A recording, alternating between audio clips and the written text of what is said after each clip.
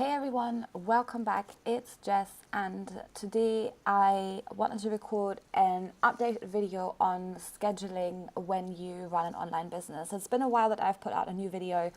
I've received lots of questions over time in the comments, on Facebook. Loads of people have reached out to me, and I thought that I've recorded a video on scheduling before, but we've implemented some new things over the past couple of weeks, and I just really wanted to share what they are and how you can improve your scheduling if you feel like you're currently not being as productive as you could be, and you just feel like you could be doing a lot better on that front. So before I go into the actual tips on scheduling, I want to share a little bit about me personally so that you can understand how important scheduling is, even when you think it is not. So if you know of the Myers-Briggs, the 16personalities.com test, I'm an ENFP. I feel very inspired sometimes of the day. I have a ton of ideas and they come to me at the most random times, and then if I don't at least make note of what's going on, that idea has kind of gone out of my mind. I am the most efficient when it comes to getting work done when I'm really feeling inspired to do so. My problem, though, is that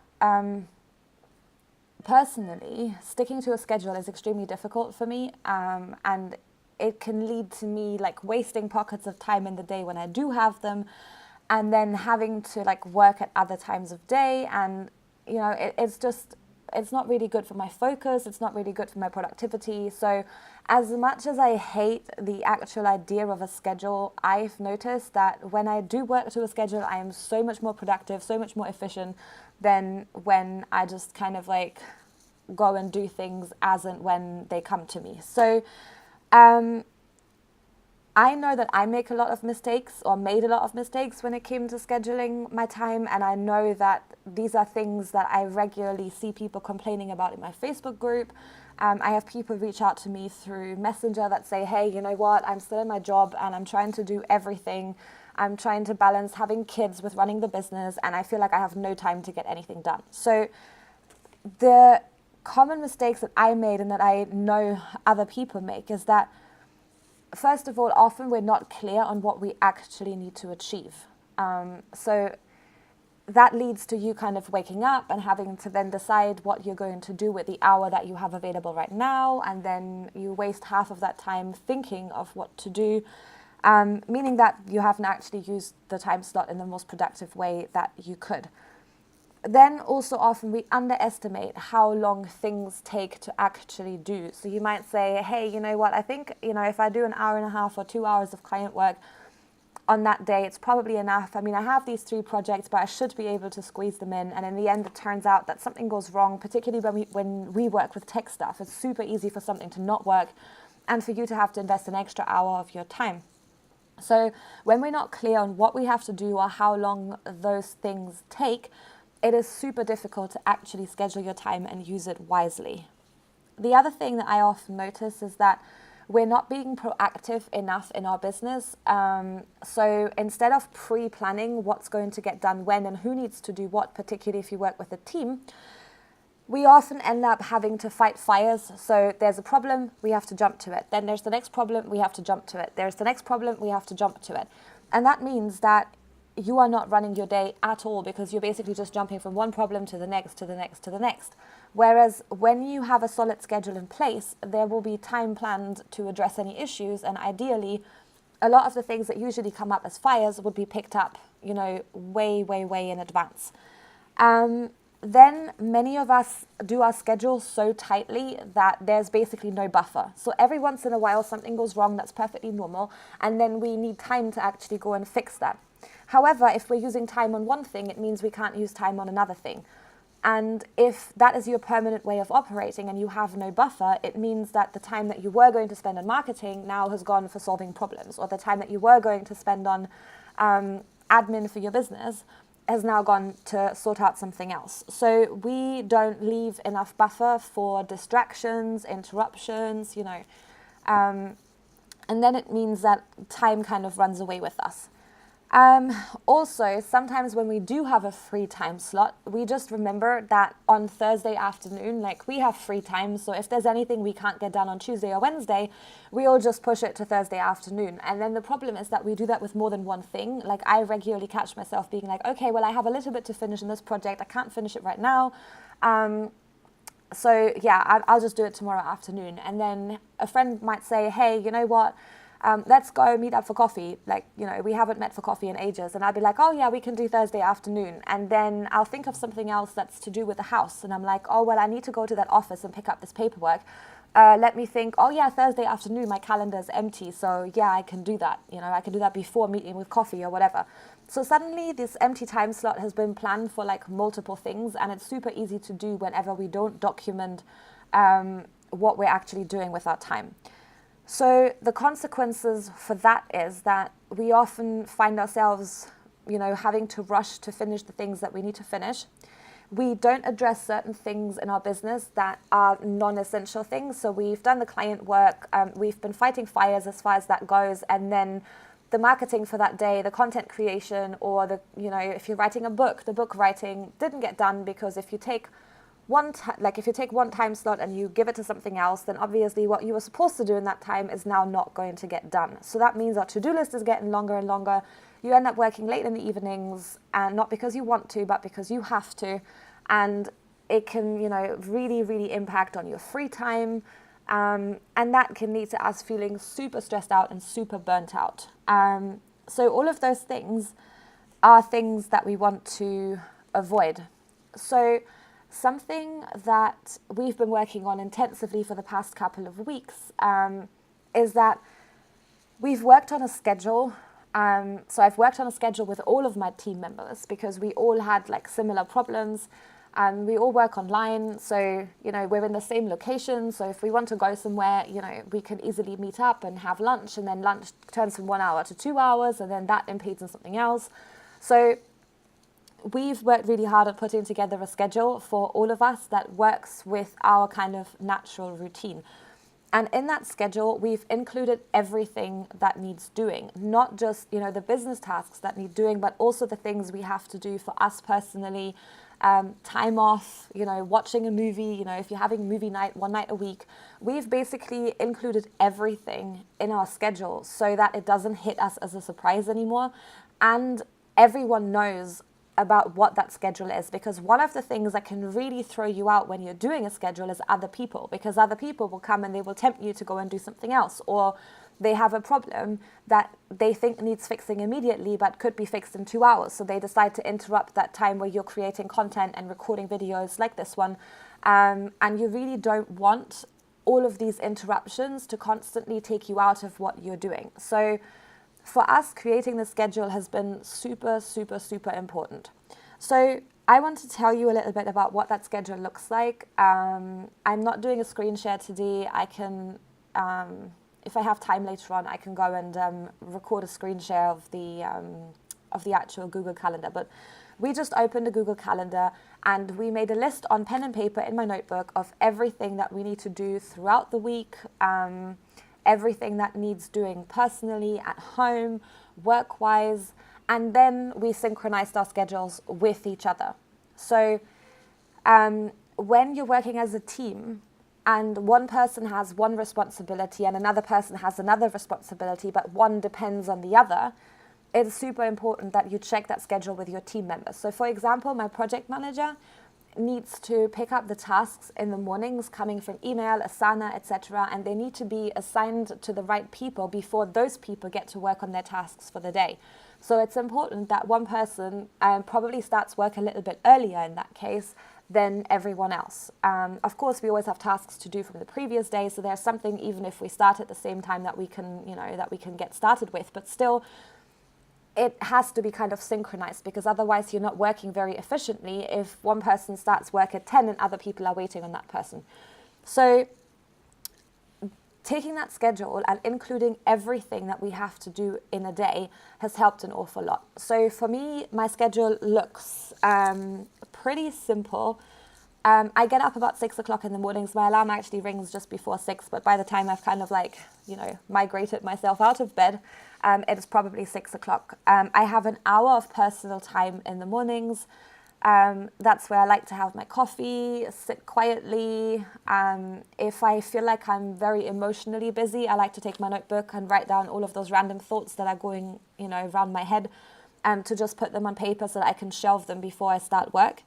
I do my affirmations in the mornings. I've recently started trying that after a training I did with Cassie Howard around like money mindset. I've never really believed in that kind of stuff, but when you're giving it the benefit of the doubt and you're trying it to see what happens, you have to schedule it in because otherwise it's not going to get done. And then round about 7 o'clock, I start work. My actual work time finishes just before lunch, and then in the afternoons I do other things like my marketing and stuff that doesn't take my full-on concentration because I'm way better in the mornings, way more focused than I am in the afternoons. So I then on Mondays, Wednesdays and Fridays have 2 hours from 7 till 9 that I create content, and then I do the client work from 9 to 11. I do a little bit of reading and just relaxing a little bit at 11. At 12, I start cooking lunch for the team, so I'll go into the kitchen and get everything ready. We eat together at 1, and then by 2 o'clock, we either have free time in the afternoons, or if there's things that we need to do, those are kind of scheduled in the afternoon. So if there's something that I didn't quite get finished, I'll make a note to, do that in the afternoon on any given day. Then on Tuesdays and Thursdays are the mornings where where my calendar is open for people to book discovery calls. So from 9 to 11 on Tuesdays and Thursdays, I have a slot for calls. So therefore, I do my client work from 7 to 9 in the morning so that I know it's done. And then I don't have to worry about coming back to that in the afternoons. When I don't have calls booked, I use that time for marketing and for creating more content, writing emails, and all that kind of stuff. So the slot never goes unused. However, I keep it empty until the night before. So I have a little bit more buffer. So if I'm working on a big project for a client and it's taking more time, then I can take 3 hours to do client work. That wasn't my scheduled content time. This is bonus time that I'm getting extra when it's not filled up with calls. And then we've added other things like dinner prep, when we're eating dinner, meal planning for the week, doing the grocery shopping. All of those things have basically been added just in Google Calendar as like a time block so that we can always see what's going on. The thing is, my problem is not making the schedule. I'm awesome at making schedules. As the person that likes to kind of go with the flow and has multiple passions and loads of ideas coming around their head, the difficult thing for me is not making the schedule, it's sticking to it every single day. So getting up is actually easy for me. I know that a couple of my team members struggle with the kind of getting up part more than I do. My difficulty, though, is to do the things at the time when I'm supposed to do them. So I some mornings have sat down at 7 a.m. when I'm supposed to be creating content, and I don't know, nothing I'm writing seems to be flowing right. But I just keep going. I just keep writing. I sit down outside on the terrace with a cup of coffee, and I just keep writing. And I noticed that after 15, 20 minutes of writing, I do actually get into it. So although I really struggle with doing things to a schedule, it has helped me a lot to have that schedule in place and to just sit down and deal with whatever I need to get done, even if the output is not perfect, even if I don't exactly feel like it. So there are a few things that really helped me to try and stick to this schedule. The first thing was to have the schedule communicated with other people. So I know that everyone is working on stuff at the same time, so nobody's bothering me. Nobody wants to go and come round to your house. Nobody wants to go out for coffee. Nobody's interrupting you with anything. The second thing that helped me a lot was to prepare what I'm going to be doing in those time slots. First of all, a general overview of everything that needs doing on Sunday nights. So I'm recording this on a Sunday because I had kind of the idea to do this for ages. So tonight, before I go to bed, I'm going to sit down and I'm going to figure out all of the things, personal, business, all of the big blocks that need to get done next week, the projects that we're working on. We're doing a couple of sales pages at the moment, so they have to get finished. So I'm going to schedule that all in so I know roughly what I'm working on throughout the week. And the second thing that's helped me is to, first of all, we have a conversation every night about how the day went, things that worked well in the schedule, things that didn't work well in the schedule, projects that are being slower than they should be, all of those kind of things. So at night, before I go to bed, I know what the most important tasks are that I have to tackle, from a personal perspective and for work. So I don't get up in the mornings and sit down at my desk at 7 a.m. thinking, okay, I'm ready to write content. What am I doing? Because then I feel like I'm wasting an awful lot of my time thinking, and then it's really easy to get distracted. The next thing that helped me a lot is to set alarms for everything. So my phone alarm clock is like crazy busy. So it will go off at 7 a.m. and it will interrupt me with what I'm doing, and it will say it's time for client work or it's time for content.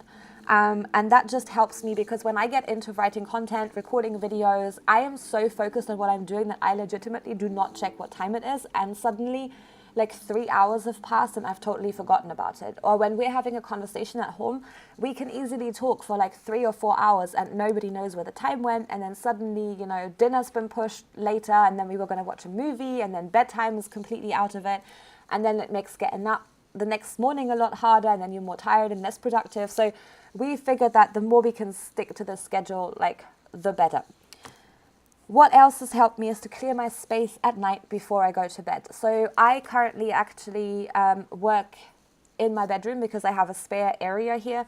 But when I'm working, I do not want to be distracted by looking at a pile of laundry that needs to go into the washing machine, or by, not, looking at the bed that's not been made, or there's just mess around, because I find that like every time I see mess, it kind of like takes my focus off of what I'm doing. So I like to make sure that my table is clean. I've taken any glass that I've been drinking out of to the kitchen at night. My dishes are washed before I go to bed, so that when I get up in the mornings and I'm supposed to be like journaling or doing my affirmations, I don't look at the kitchen and think, well, I first of all have to go and wash the dishes. So I'm trying to not give myself excuses to not do the things that I know I need to be doing right that moment. Communicating with others and setting boundaries, like I said, has been like a key to like prevent interruptions. So overall, although sticking to a schedule isn't supernatural for me, I have found it a lot more helpful to have a couple of accountability partners that, make sure that we are getting up on time. We're just supporting everyone to like try and do the best that they can to stick to that schedule. And the good thing is, as a consequence, I've been spending way less time on social media. Our personal hangout times have been like so much more meaningful, because we don't have to go out for coffee and bring a laptop with, because there was things that we just didn't get done in the day. Or I've not had to pick up my laptop at 9 p.m. for like the past couple of weeks, because we've actually just worked towards making sure that everything gets done when it's supposed to get done. And that has been a really good reward, because we've had the weekends off to actually properly switch off, go out, meet people, go places. And overall, we've gotten a lot more work done in the time that we've allocated. So even if you currently work a full-time job, if you have children, there is a way to plan your schedule, to find time where you can focus on just, your key tasks that you need to get done, where you can't be interrupted.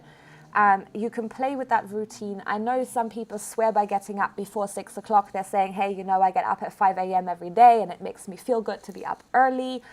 I'm not that kind of person. I find if I get up before 6, my early afternoons are like a real low point in my day, to the point where I will just need to go for a nap.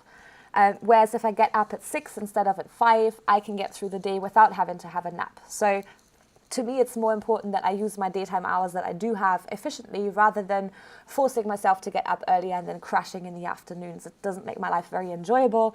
And then the hour that I gained by getting up earlier, I've lost by taking an hour and a half nap. So I feel like actually, to me, it breaks up my day in a way that doesn't really suit me. So it's really important for you to think about your personal needs, to think about your family, to think about, your job and where you can fit in what, prioritize things, and then chunk them together as much as you can, so you don't have to keep swapping between lots of different tasks. So what I might do, since I've recorded this in ScreenFlow, is to just take a snapshot of the schedule that we created in the calendar, and then I might just pop it at the end of this video for a few seconds just so that you can see what the schedule actually looks like right now. I mean, it doesn't always perfectly work. Sometimes on Tuesdays the cleaner's round and she's asking me for things, and then I'm kind of like interrupted in my client time, but you know, as much as possible, we just try and get back to it. It's not about having your schedule executed perfectly. It's about when you do get distracted to come back to what you were doing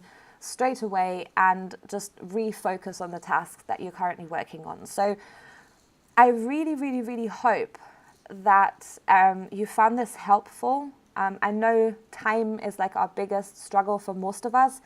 If you are an online service provider and this is something that you're optimizing right now, I would love to invite you to take a look at our community for online service provider. It's called the Crush It Club, and you can get more information at crushitwithconfidence.com/club. And one of the things that we're really good is holding each other accountable when we're working on things like that, because growing a business means growing yourself personally. There are a lot of changes that you're going through, things that you're learning about yourself that you were never forced to understand while you were in a job, because in a job you can just sit back, you still get paid.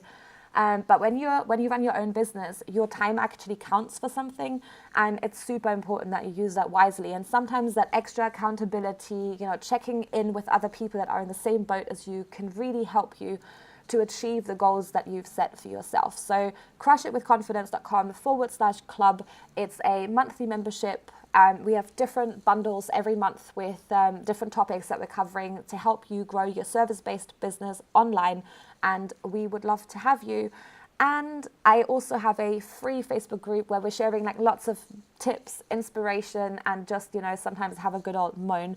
And that Facebook group is called Crush It with Confidence. So if you are searching that, then you can come and join us and we can get to know each other a little bit better. Okay, that's it from me. I will have lots more videos coming your way. If you want to be notified when they're out, then hit the subscribe button. If you have any questions or any videos that you would love me to do, then leave a comment below. I do reply to a lot of the comments, so just let me know what it is that you need and I'll see if I can provide something for you, and I'll see you in the next video.